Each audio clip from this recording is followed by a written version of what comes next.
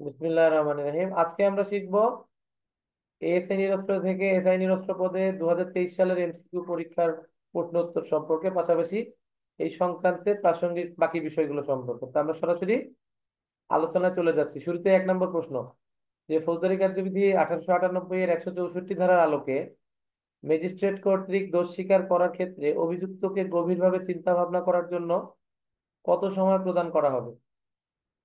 Option ক, আদালতে হাজির করার সময় কোনো সময় প্রদান করা হয় না। অপশন খ, অন্তত 3 ঘন্টা। অপশন গ, সর্বোচ্চ 3 ঘন্টা। অপশন ঘ, অন্তত 2 ঘন্টা। তাহলে এখানে সঠিক উত্তর হবে আমাদের খ, অন্তত 3 ঘন্টা। আচ্ছা, তাহলে আরেকটা জিনিস কমেন্ট করে দিই আমরা, যে ম্যাজিস্ট্রেট এই যে দোষ স্বীকার গ্রহণ করবেন ফৌজদারি কার্যবিধির কত ধারার অনুসরণ করে, এই 3 ঘন্টা যে সময় দিবেন কত ধারা অনুসরণ করে? ক্ষমতা তার 164-তে ফৌজদারি, বাট তিনি এই কার্যক্রম পরিচালনা করবেন আপনার ফৌজদারি কার্যবিধি 364 ধারা। গুড। তারপরে যাচ্ছি আমরা 2 নম্বর প্রশ্নে, যে সম্পত্তির মালিককে প্রকৃত সম্পত্তি ফিরে পাবার ক্ষেত্রে কতদিনের মধ্যে আদালতে হাজির হতে হবে? ক 5 বছর, খ 4 বছর, গ 3 বছর, ঘ 2 বছর। তাহলে আমরা জানি সাধারণত কোনো সম্পত্তিতে যদি অংশীদার না থাকে, সেক্ষেত্রে মালিক সম্পত্তি ফিরে পেতে হলে আদালতে হাজির হবেন কতদিনের মধ্যে? 2 বছরের মধ্যে হাজির হয়ে তিনি মামলা দায়ের করে সেটা ফেরত চাইতে পারেন। এখন প্রশ্ন হচ্ছে, যে সম্পত্তির মালিকের যদি অংশীদার এটা ফিরে পেতে চায়, তাহলে আদালতে কতদিনের মধ্যে তিনি মামলা করবেন?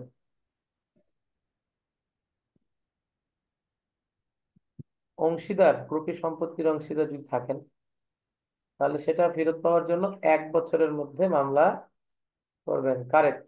আর দাবি করতে পারবেন কত বছরের মধ্যে?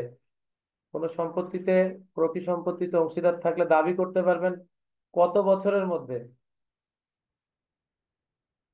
তাহলে এটা দাবি করতে পারবেন 6 মাসের মধ্যে। দুই যারা দিচ্ছেন তারা কিন্তু বুঝতে পারেন না আমি প্রশ্নটা কিরকম করছি। তাহলে তো ওটা 2 বছর হয়ে গেল।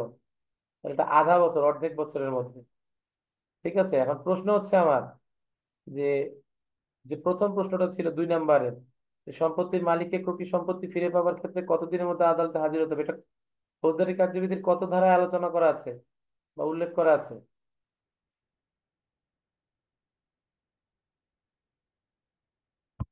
কত ধারায় আছে?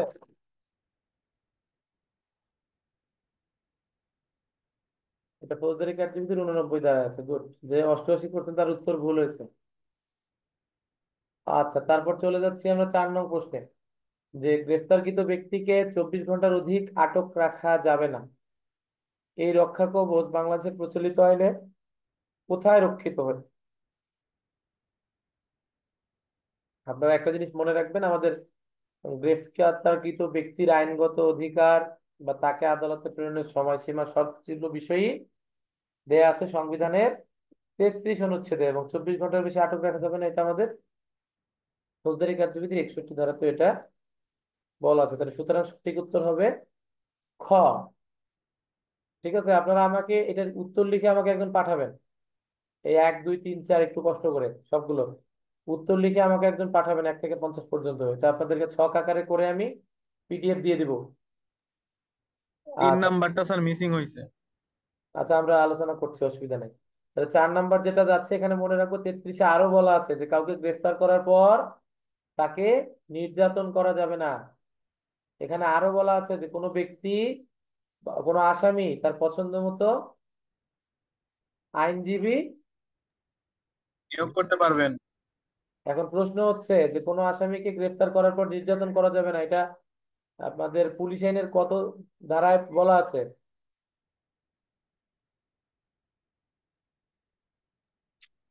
পুলিশ আইনের 29 × 7।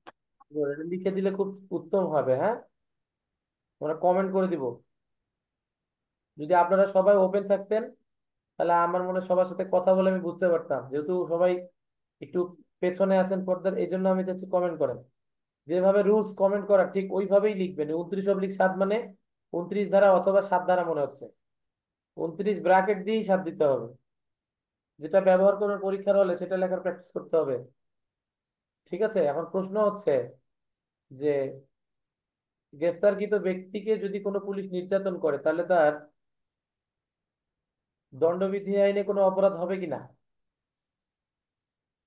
হলে দণ্ডবিধির কত কত ধারায় অপরাধ হবে, আমরা কমেন্ট করব যে কোনো গ্রেফতারকৃত ব্যক্তিকে যদি নির্যাতন করা হয় তাহলে তাকে দণ্ডবিধির কত ধারায় নির্যাতন করা হবে।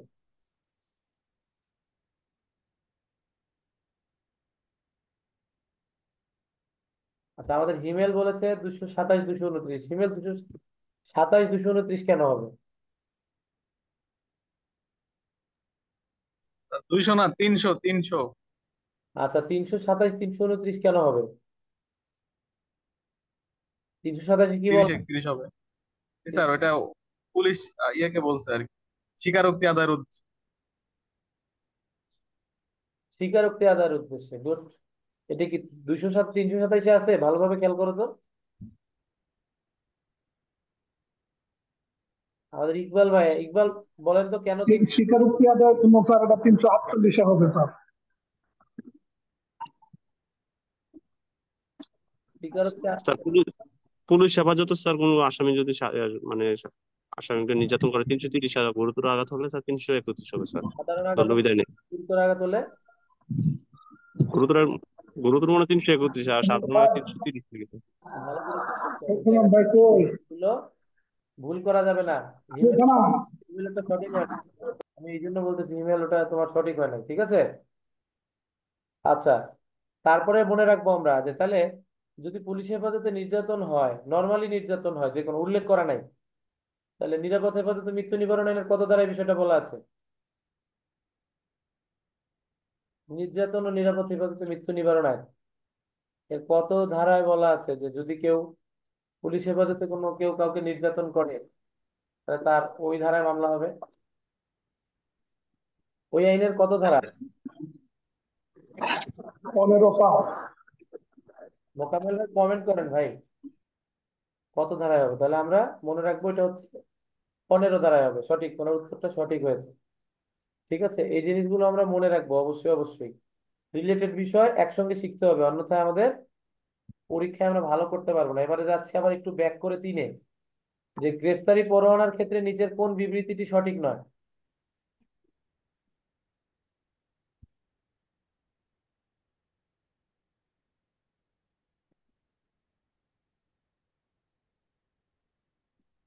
তাহলে আমাদের আগের প্রশ্নের উত্তরটাও সঠিক দিচ্ছে আমাদের সাইফুল ভাই, ঠিক দিচ্ছে, সোহাগ 15-এর 1 হবে, ঠিক আছে।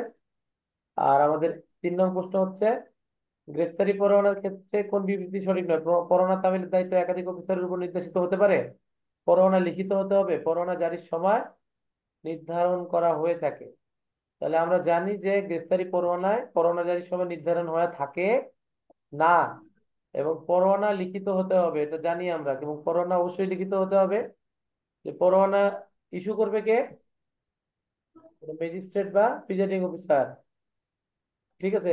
এবং আরো জানি কি আমরা, যে পরোয়ানা কতদিন পর্যন্ত এর কার্যকারিতা থাকে? এটা আদালত কর্তৃক বাতিল না হওয়া পর্যন্ত অথবা আসামি গ্রেফতার না হওয়া পর্যন্ত।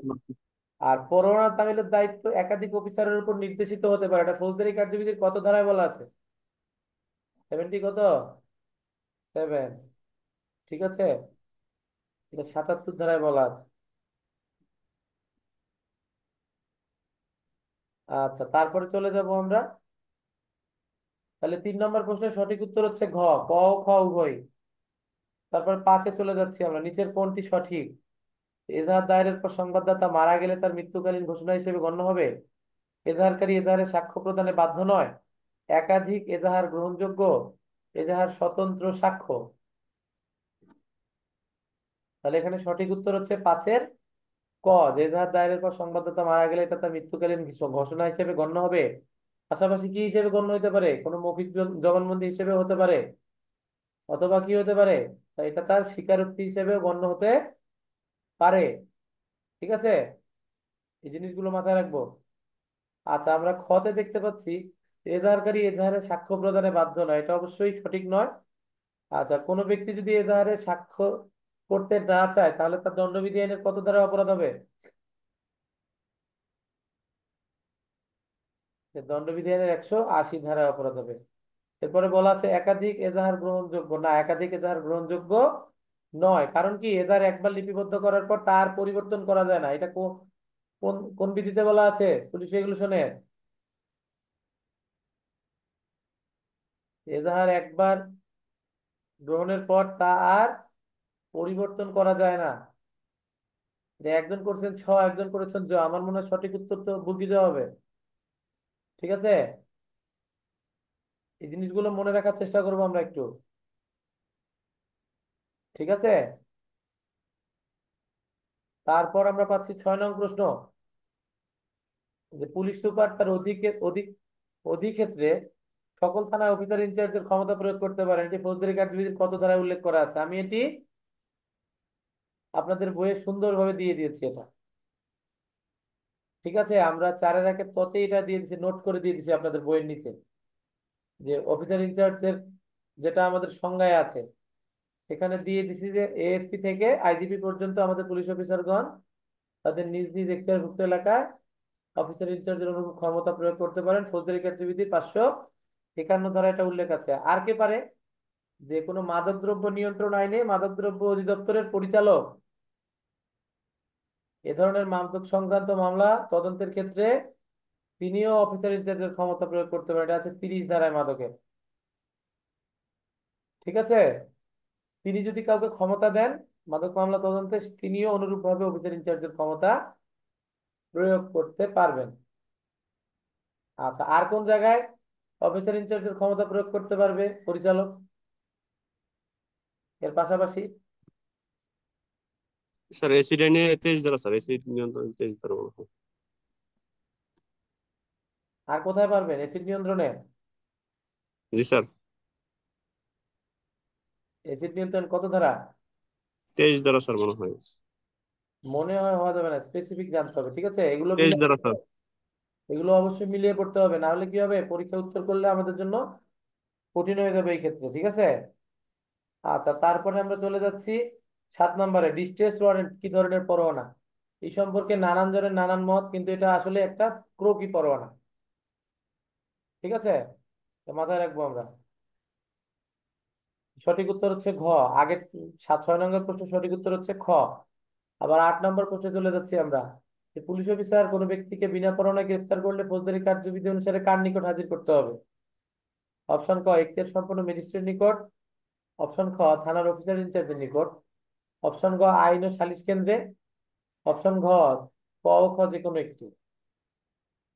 তাহলে অবশ্যই মনে রাখতে হবে যে আমাদের কোনো পুলিশ অফিসার বিনা পরোয়ানায় গ্রেফতার করলে তাকে দ্রুত এখতিয়ারধীন ম্যাজিস্ট্রেটের নিকট অথবা সংশ্লিষ্ট থানার অফিসার ইনচার্জের নিকট হাজির করবেন, যেটা আমাদের এখানে ঘতে দেয়া আছে। আচ্ছা, এটা ফৌজদারি কার্যবিধির কত ধারায় এই বিষয়টা উল্লেখ করা আছে?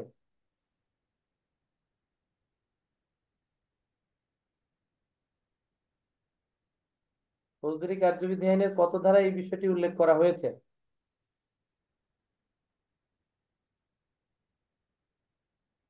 তাহলে আমাদের ইকবাল ভাইয়ের উত্তর সঠিক। আচ্ছা, কাউকে বিনা পরোয়ানায় গ্রেফতারের পর অফিসার ইনচার্জ কাকে জানাবেন?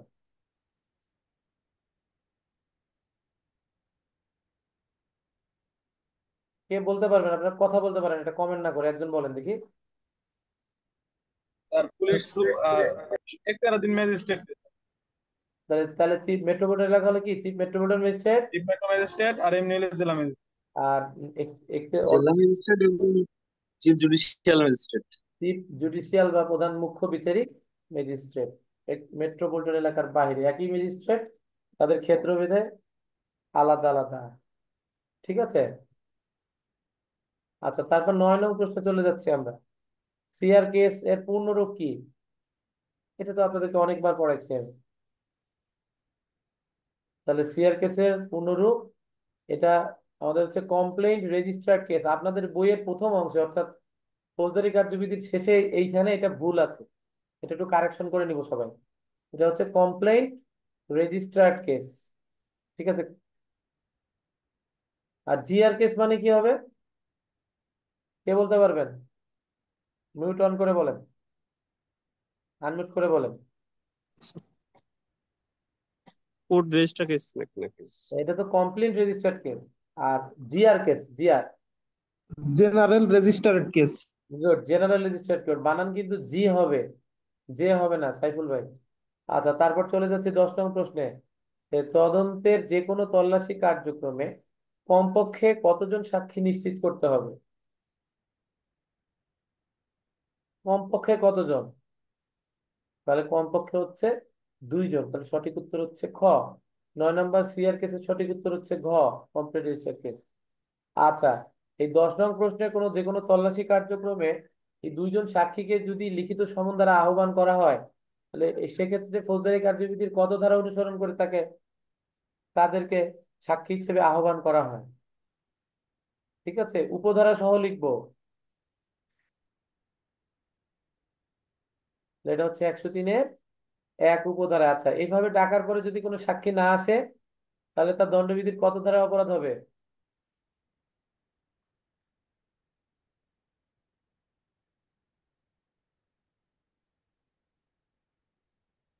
আমাদের এটা সঠিক উত্তর হবে দণ্ডবিধি আইনের 187 ধারা। ভুল করেন না, তদন্তেরটা একটু আলাদা। আর হচ্ছে আপনার তল্লাশি কার্যক্রমের ক্ষেত্রে আর কি তদন্তকালে, আর নর্মালি মামলা সংশ্লিষ্ট বিষয়ে জানে, যেমন অপমৃত্যু মামলার ক্ষেত্রে বা অন্যান্য মামলার ক্ষেত্রে 160 এবং 175-এ যদি ফৌজদারির আহ্বান করা হয়, সেটা অমান্য করলে 174, আর আপনার তল্লাশি কার্যক্রমে অমান্য করলে দণ্ডবিধির 187। এবং এই 187-এর বিষয়টা আমাদের দেয়া আছে কোথায়? আমাদের 100 ফৌজদারি কার্যবিধি 103-5-এ বলা আছে, ইন্ডিকেট করে। ঠিক আছে, এবং এই জিনিসগুলো আমাদের মাথায় রাখতে হবে। পাশাপাশি আবার 188 ধারাও আসবে আপনাদের কার্যক্রমে, সেটা হচ্ছে কি, গণ উপদ্রব বা উৎপাদ সংক্রান্ত আদেশে যদি কেউ অমান্য করে, তারপর জমি জমা সংক্রান্ত বিষয়ের ক্ষেত্রে যদি নোটিশ দেওয়া হয় সেক্ষেত্রে করে, 144 ধারার গন্ডগোল গুলো ওইগুলো ক্ষেত্রে যদি দেওয়া হয়ে থাকে, ওই জায়গাগুলো মিলিয়ে করতে হবে। আমাদের বইয়ে এটা পূর্ণাঙ্গ আকারে আলোচনা করা হয়েছে, প্রতিটি জায়গায় নোট আকারে আপনাদেরকে। আমাদের ইনশাল্লাহ হ্যান্ডবুক বইটাতে আমি আপনাদেরকে বিস্তারিত দিয়েছি। পাশাপাশি তার নোটও আমি ফেসবুকে পোস্ট করে শেয়ার করেছি। যাদের কাছে বই নেই তারা ফেসবুকের পোস্টগুলো ডাউনলোড করে পড়তে পারেন। ঠিক আছে। আচ্ছা, তারপরে চলে যাচ্ছি আমরা 11 নম্বর প্রশ্নে। যে ফৌজদারি কার্যবিধি 1898 অনুযায়ী বিনা পরোয়ানায় গ্রেফতারের ক্ষেত্রে কোনটি সঠিক নয়? কোনটি সঠিক নয়?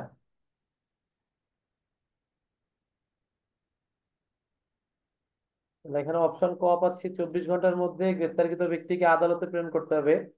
এটা সঠিক, এটা ফৌজদারি কার্যবিধির 61 ধারায় বলা আছে।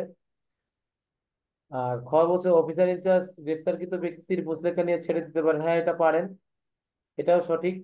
সাক্ষ্য যদি অপর্যাপ্ত হয় বা জামিনযোগ্য অপরাধ হয়, তাই না, বা সাক্ষ্য অপর্যাপ্ত হলেও পারে। তাহলে আমাদের ফৌজদারি কার্যবিধির 169, 70, 496, 97 সকল ক্ষেত্রে অবধি জামিনে ছেড়ে দিতে পারেন। আর গ বলছে গ্রেফতারকৃত ব্যক্তি পলায়ন করলে অন্য থানা এলাকা হতে পুনরায় গ্রেফতার করা যাবে না। তাহলে এটা কি সঠিক নাকি সঠিক নয়? তাহলে সঠিক উত্তর হচ্ছে গ, এটা সঠিক নয়। আচ্ছা, এই গয়ে যে কথাটা বলা আছে যে গ্রেফতারকৃত ব্যক্তি পলায়ন করলে অন্য থানা এলাকায় পুনরায় গ্রেফতার করা যাবে না, কিন্তু গ্রেফতার করা যাবে, এটা ফৌজদারির কত ধারায় বলা আছে? তা আসলে যে অন্য থানা এলাকায় যদি কেউ পলায়ন করে তাকে গ্রেফতার করা যাবে, এটা ফৌজদারির কত ধারায় উল্লেখ আছে?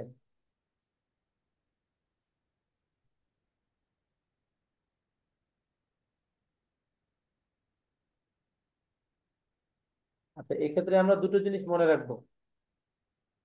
ঠিক আছে, যে গ্রেফতারকৃত ব্যক্তি পলায়ন করলে অন্য থানা এলাকা থেকে পুনরায় গ্রেফতার করা যায়, এটা আমাদের কত ধারায় বলা আছে? 66 ধারাতেই বলা আছে, 67 ধারার বিধান অনুসরণ করে, অর্থাৎ ফৌজদারি কার্যবিধির 48, 49, 50 করা যাবে। এছাড়া আর কোথায় আছে? নর্মালি আমরা জানি 58 ধারায় কাউকে বিনা কারণে গ্রেফতারের ক্ষেত্রে তিনি যদি পলায়ন করেন তাকে অনুসরণ করে বাংলাদেশের যে কোনো স্থানে গ্রেফতার করা যায়। আরো জানি আমরা ফৌজদারি কার্যবিধির 82 ধারায় বলা আছে যে গ্রেফতারি পরোয়ানা যখন কারো নামে হয়, সেক্ষেত্রে তাকে আমরা বাংলাদেশের যে কোনো স্থানে গ্রেফতার করতে পারি। বাট এখানে বলছে কিন্তু গ্রেফতারকৃত ব্যক্তি পলায়ন করলে, এবং এই বিষয়টা আমাদের 66 ধারাতেই আছে ফৌজদারি কার্যবিধির, এটা মাথায় রাখবো। আচ্ছা, তারপরে চলে যাচ্ছি আমরা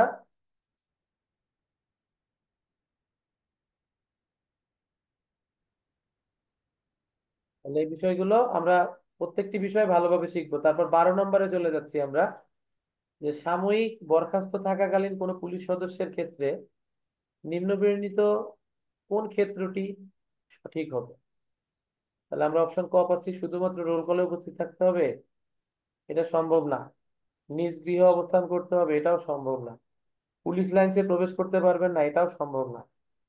তাহলে সঠিক উত্তর হচ্ছে খ, রিট্রিট থেকে রিবেলি পর্যন্ত পুলিশ লাইন্সে থাকতে হবে। ঠিক আছে, তাহলে সে সাসপেনশন থেকে শুরু করে পুনরায় কর্মে যোগদান করা পর্যন্ত তাকে পুলিশ লাইন্সে অবস্থান করতে হবে। ঠিক আছে, আচ্ছা সাময়িক বরখাস্ত এই বিষয়টা কি ধরনের শাস্তি, গুরুদণ্ড নাকি লঘুদণ্ড, কমেন্ট করবো। এটা কি গুরুদণ্ড নাকি লঘুদণ্ড?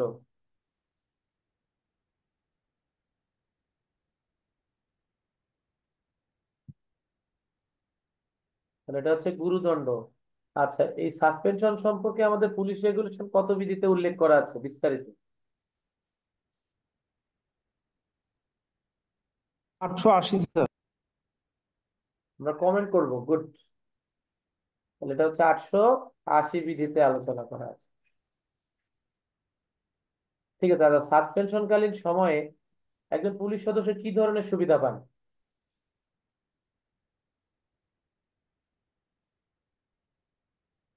একজন পুলিশ সদস্য সাসপেনশন বা সাময়িক বরখাস্ত থাকা অবস্থায় কোন সুযোগ সুবিধাটা পান? তিনি কি বেতন ভাতা সম্পূর্ণ প্রাপ্য হন? তিনি শুধুমাত্র তার মূল বেতন বা বেসিকের টাকাটা পাবেন, এটা মনে রাখবেন। আচ্ছা, 13 নম্বর প্রশ্নে চলে যাচ্ছি আমরা। স্যার রিটেড হতে রিবিলি, এটা মানেটা কি স্যার একটু? ওই যে বললাম, সাসপেনশন যখন থেকে শুরু হলো সে থেকে শুরু করে একদম সাসপেনশন অব্যাহতি না হওয়া পর্যন্ত পুলিশ লাইন্সে অবস্থান করতে হবে। ঠিক আছে, তারপর 13 নম্বরে যাচ্ছি আমরা, যে পুলিশ রেগুলেশন অনুযায়ী প্রত্নতাত্ত্বিক বিষয়ে কোন তথ্য উদ্ঘাটন সম্পর্কে তথ্য জ্ঞাপন সংক্রান্ত কোন ধারাক্রমটি সঠিক, কোনটি সঠিক হবে? এটা আমি জানি যে ওসি সাধারণত এসপি কে জানায়, এসপি জেলা ম্যাজিস্ট্রেট কে জানায়। আচ্ছা, এই প্রত্নতাত্ত্বিক বিষয়টি আমাদের পুলিশ রেগুলেশন কত বিধিতে আলোচনা করা হয়েছে?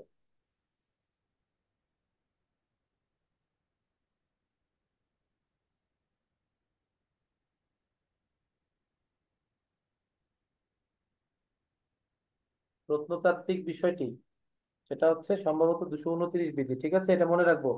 তাহলে 13 সঠিক উত্তর হচ্ছে ঘ। আর 228-এ কি বলা আছে? 228-এ কি বলা আছে? আমাদের গুপ্ত যদি কি উদ্ধার হয়, বলেন আপনারা কথা বলতে পারেন। গুপ্তধন। কোন গুপ্তধন বা আর কি হইতে পারে, কি ধরনের নিদর্শন?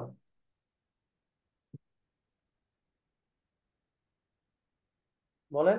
আচ্ছা, টাকা বলে স্যার, ওই যে না না না। প্রাচীন। প্রাচীন কোন কি পাবেন? প্রাচীন কি পাবেন বলেন। মুদ্রা, স্বর্ণ, যে কোনো। এগুলোকে কি বলা হয়? ধরেন পুরানো একটা মসজিদ আবিষ্কৃত হইলো, পুরানো একটা মন্দির পাওয়া গেল, এটাকে কি বলা গুপ্তধন। হয়? এটাকে কি বলা হয়? এটা তো প্রত্নতত্ত্ব বলে মনে হয় স্যার। প্রত্নতত্ত্ব বলা হয়। এই বিষয়গুলো মনে রাখবো। ও, প্রত্নতত্ত্ব তো আমরা আলোচনাই করলাম, তাই না? আর পূর্বেরটা গুপ্তধন সম্ভবত। গুপ্তধন বলেছি, গুপ্তধন, গুপ্তধন। গুপ্তধন 228।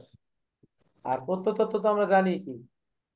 এখন আপনার জমিতে যদি একটা কষ্টি পাথরের মূর্তি পাওয়া যায়, সেটা কি আপনার?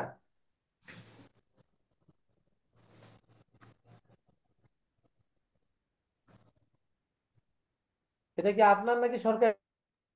সরকারের স্যার। স্যার সরকারের হবে, সরকারের। এটা সরকারি হবে, ঠিক আছে, মাথায় রাখতে হবে। আচ্ছা, পরেরটা চলে যাই আমরা। 14 নাম্বার, যে এএসআই নিরস্ত্রদের কত বছরে অন্তত একবার মাস কর্তৃক অংশগ্রহণ করতে হয়? 2 বছর।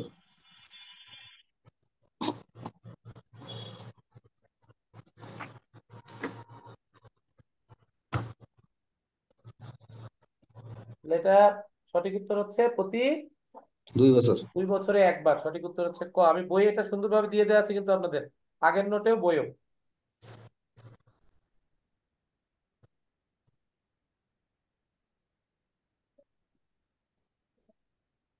আচ্ছা, তারপরের প্রশ্নে চলে যাই আমরা 15 নং প্রশ্নে। যে পুলিশ সুপারের অনুমোদন সাপেক্ষে অপরাধী রেজিস্টার হতে কাদের নাম বাদ দেওয়া যাবে? আমি কিন্তু আপনাদের ক্লাস এটা পড়াইছি।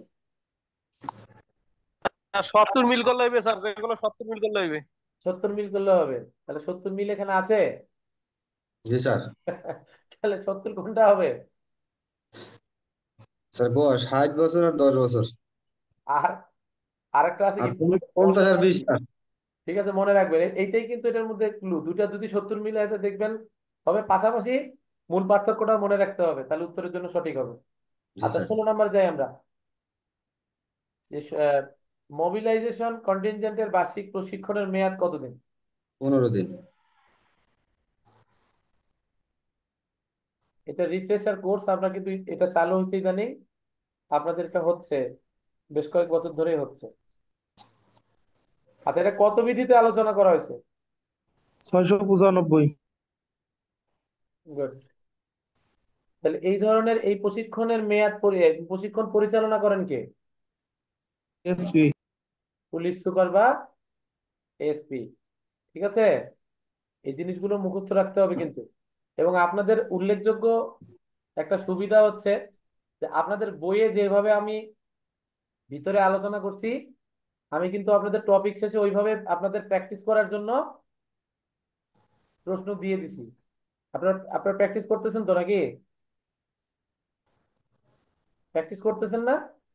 জি স্যার। প্র্যাকটিস করেন, আশা করা যায় কাজে লাগবে ইনশাল্লাহ। এবং একটা জিনিস শিখাই দেয় আবার, ধরেন আপনি কেস ডায়েরি প্র্যাকটিস করতেছেন, ওটা শুধু এমসিকিউ না, ওইটা রিটেন আকারেও মনে রাখবেন, যাতে কেস ডায়েরি থেকে রিটেন আকারে প্রশ্ন হলে এইভাবেই যে কোনো জায়গা থেকেই আসবে। ঠিক আছে, এই বিষয়ে যত্নবান হতে হবে। আচ্ছা, 17 নম্বর প্রশ্ন। পুলিশ রেগুলেশন মোতাবেক তদন্ত স্লিপ কেন জারি করা হয়?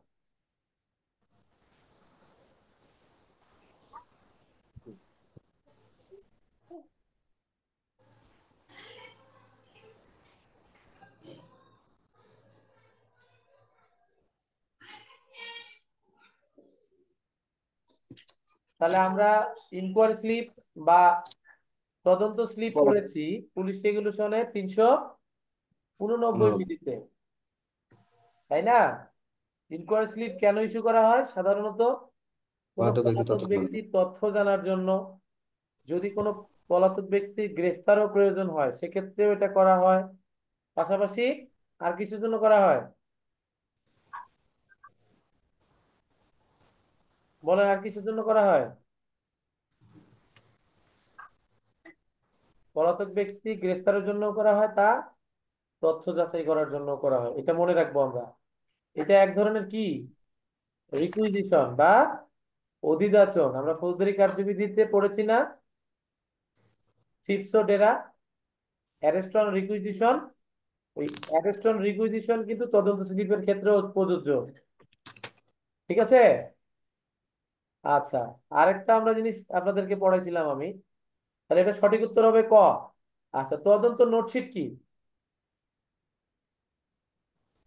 404। তদন্ত নোটশিট, ইনকোয়ারি নোটশিট জিনিসটা কি? 404 বলছে স্যার। তাহলে এটা একটা ভিসিএনবির একটা পার্ট। ঠিক আছে, এটা পুলিশ রেগুলেশন 404-এ আছে, ভুল করা যাবে না। আচ্ছা, এখানে আরেকটা জিনিস আছে 17-এর খ অপশনে, অসৎ চরিত্রের লোকের গতিবিধি জানার জন্য। আচ্ছা, অসৎ চরিত্রের লোকের গতিবিধি জানার জন্য কি ইস্যু করা হয়?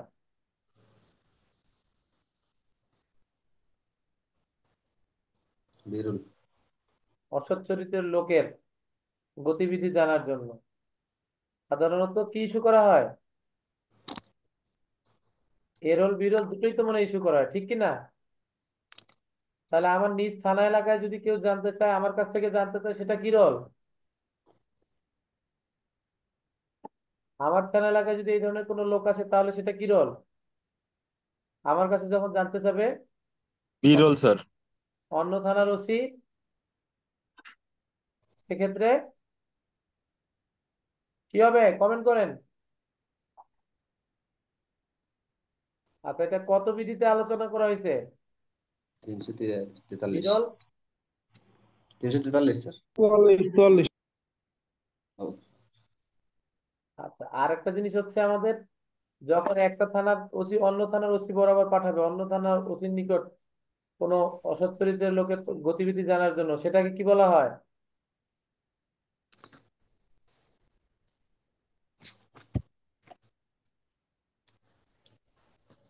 কি বলা হবে, এরল নাকি বিরল?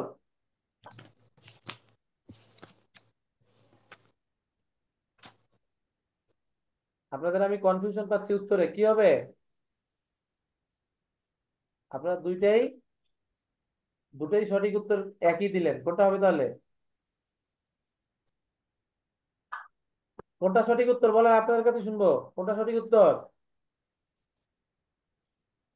স্যার নিজ থানা হলে মানে এ রোল, আর অন্য থানা হলে বি রোল, তাহলে 343 আর 344। তাহলে আপনারা কি বলতেছিলেন আগের বার? স্যার এটা প্রশ্ন থানাটা। কনফিউশন কি রাখা যাবে? কনফিউশন রাখা যাবে না, ঠিক আছে? তাহলে এই জিনিসটা অবশ্যই মাথায় রাখতে হবে, এ রোল এবং বি রোলের মধ্যে পার্থক্যটা কি, ঠিক আছে?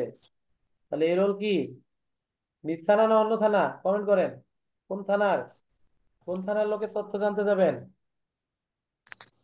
এ রোল হচ্ছে অন্য থানা এলাকায় যদি কেউ চলে যায় আপনার এলাকায় তার তথ্য। আর যদি বিরল হবে আপনার থানায় যদি কেউ চলে আসে তাহলে হচ্ছে বিরল। এটা পার্থক্যটা পড়ে রাখতে হবে, ইম্পর্টেন্ট, পার্থক্যটাও ইম্পর্টেন্ট। তারপর চলে যাচ্ছে 18 নম্বরে। জেল প্যারেডে পুলিশের কোন পদমর্যাদার কর্মকর্তা অংশগ্রহণ করতে পারেন?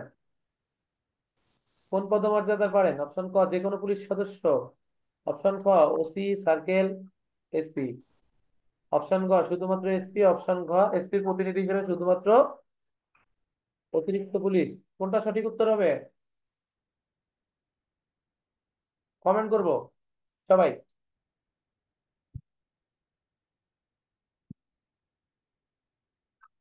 জেল প্যারেড যেটা আমাদের পুলিশ রেগুলেশনের 515 বিধিতে আলোচনা করা হয়েছে, অত্যন্ত গুরুত্বপূর্ণ একটা জিনিস। এবং এই জেল প্যারেডে কার উপস্থিতির প্রয়োজন হয়?